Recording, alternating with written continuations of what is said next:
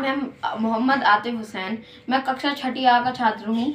मैंने ये प्रोजेक्ट बनाया है ATL मैराथन के लिए। तो मैं इसके बारे में बताता हूँ। मैंने आइडिया लगाया कि मैं एक दिन ना गूगल पे सर्च कर रहा था, उस पे मेरे को बहुत सारे बढ़िया बढ़िया प्रोजेक्ट दिख रहे थे, लेकिन मैंने सोचा क्यों ना अपनी मतलब खुद से कोई प्रोजेक्ट बनाया जाए। तो मैंने ये अर्थक्वेक अलार्म बनाया।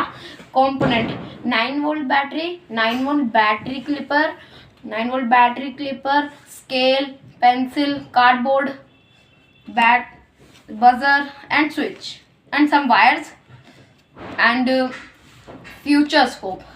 मैं फ्यूचर स्कोप में सोचना चाहता हूँ इसको फ्यूचर में एक छोटा सा बना दूँ, जिसके अंदर ये भी हो, जिसकी वजह से बजे। एक बार मैं आपको इसको चला के दिखाता हूँ। ये स्विच है, इससे जैसे ही मैं ऑन करूँगा और जैसे ही हिलेगा तो ये इसको वायर यहाँ पे लगी हुई है, तो ये इससे कनेक्ट है। ये देखिए यहाँ पे, तो ये बैटरी को वो करेगी और फिर यहाँ पे ये बजर को बजाएगी।